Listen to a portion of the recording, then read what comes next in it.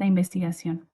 Seguramente todos los que nos dedicamos a la enseñanza de lenguas hemos tenido algún alumno que mientras lee un texto con fluidez, pues de repente se topa con alguna cifra como un año o una cantidad numérica y pues se detiene.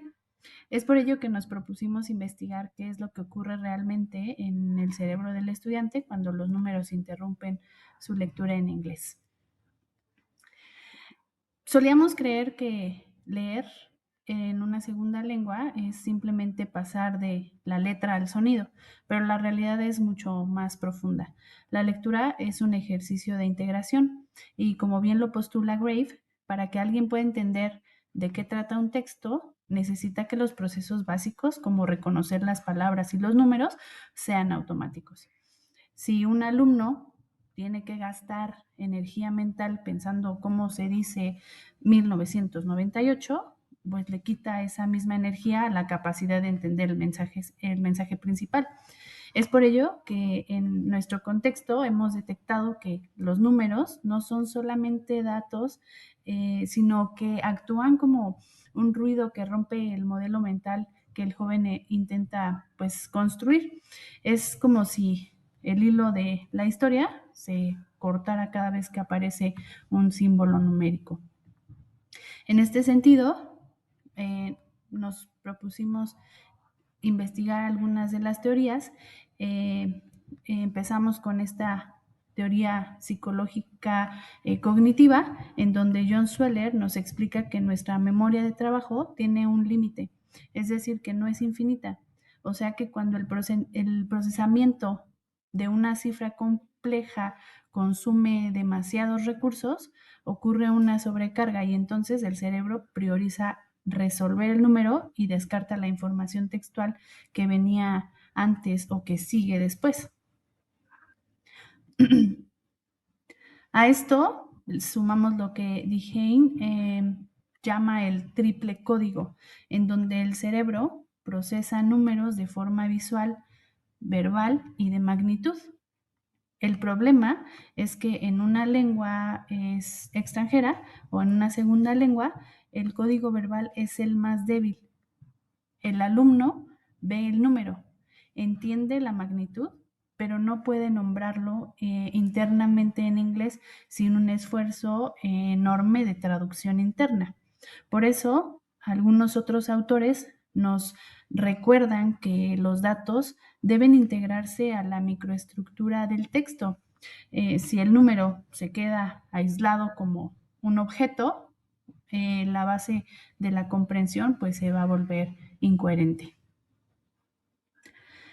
La metodología que se siguió en esta investigación fue mediante un enfoque cualitativo, en donde se utilizó el método de observación como factor principal dentro de nuestras propias aulas. Se trabajó con alumnos de tercer semestre que muestran un nivel A2 según el marco curricular común europeo, y se utilizaron diarios de campo en donde se registraron no solamente lo que decían, sino cómo se movían, cómo se desarrollaban durante las lecturas. Se analizaron, bueno, pues las pausas, los gestos, la frustración, el tono de voz que cambiaba cuando se encontraban con los números o las fechas dentro de estas lecturas. Y bueno, los resultados que se obtuvieron en esta investigación nos confirman que las cifras largas funcionan como disruptores cognitivos. Se notaron pausas prolongadas en la lectura que llevaban los estudiantes, además de que en algunas ocasiones se saltaban el número o lo decían en su lengua materna, que es el español. En esta práctica se observaron dos efectos interesantes.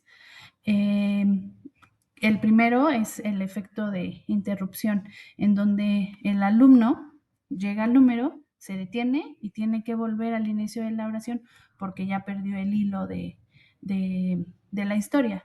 Y la otra, la degradación de la memoria, en donde pues después de leer un número de más de 3 dígitos, muchos de los estudiantes ya no podían recordar eh, la información que estaban leyendo.